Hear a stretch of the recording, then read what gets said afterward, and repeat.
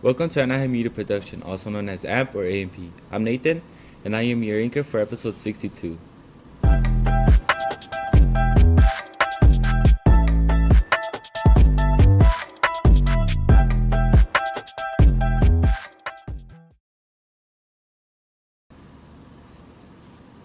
Please stand for the Pledge of Allegiance. Put your right hand over your heart. Ready? Begin. I pledge allegiance to the flag of the United States of America and to the republic for which it stands, one nation, under God, indivisible, with liberty and justice for all. You may now be seated. Now to the Anaheim Tea with Mr. C.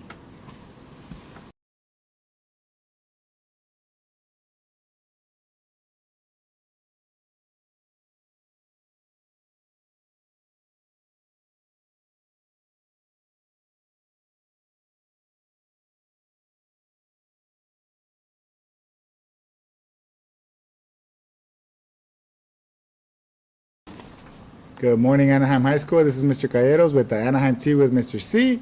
Today we have a very special presentation by our RSVP program. We're going to be going over some of the things that were discussed in the RSVP Summits 1 and 2, going over those results and things that we can do to improve.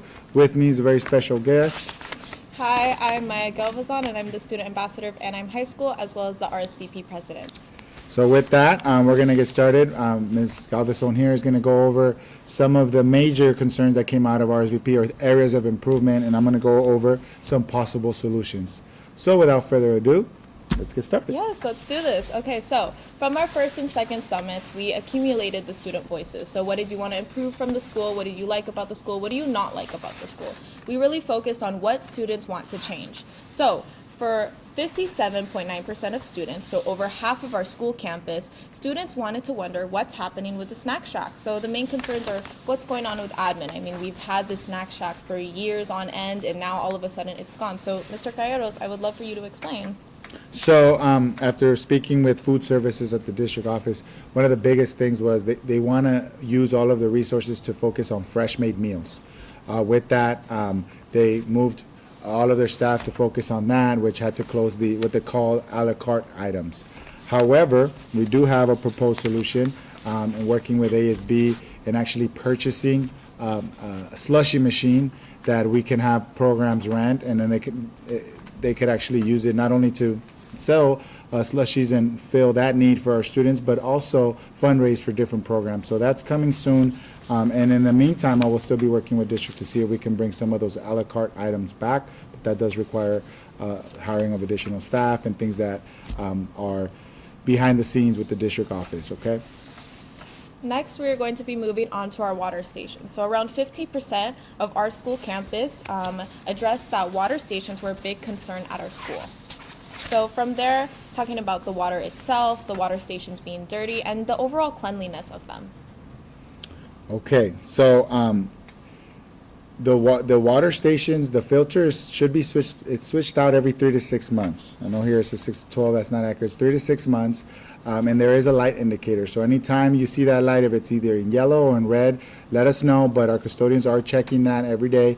But if you do see it in red, let us know and we'll swap it out immediately.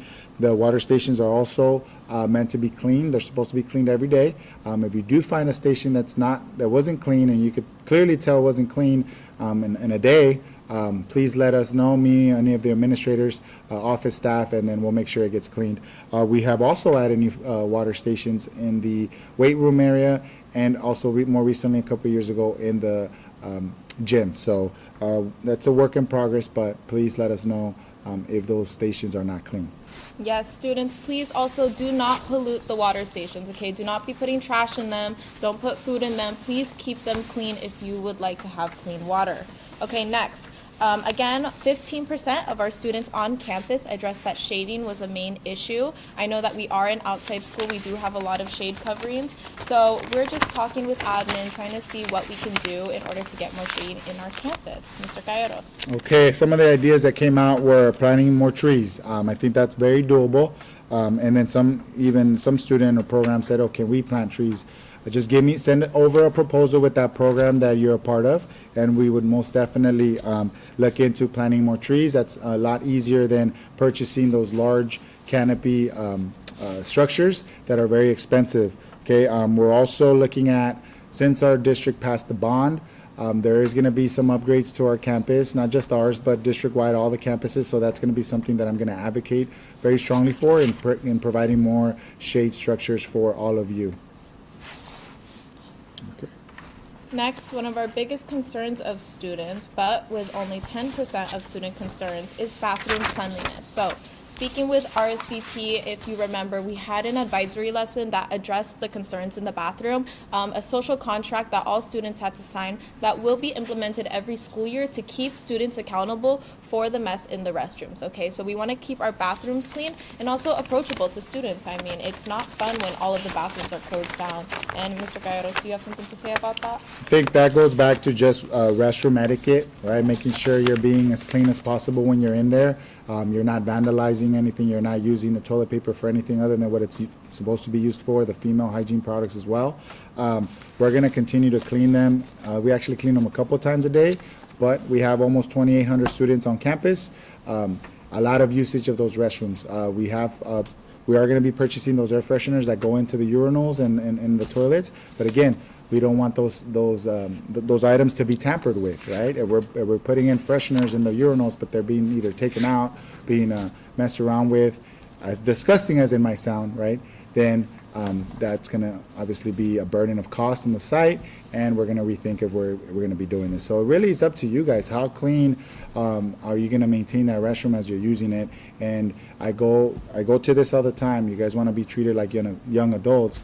Why I expect all of you to act like young adults, and that goes with how you use the restroom, what's the etiquette to ensure that everyone has a clean and safe space to use the restroom. So this concludes our summit number 2, but there are some pressing topics that we'd like to discuss about for the new school year. One of those being a new cell phone policy that will be implemented throughout the school year that focuses strictly on students and their phone usage. So some classrooms are already doing this, so it might not come to a surprise for some of you that already practice it in classrooms, but there is some state legislation that was passed about the use of cell phones and how distracting it is to the learning environment. So starting next year, and this is board policy that I'm reading here, device use at junior high schools will not be permitted. We're at a high school, but device use at high schools is going to be prohibited during instructional time, limiting device usage to passing periods and lunch only. So such devices shall be silenced and put away, and their use strictly prohibited on campus during the regular instructional school day.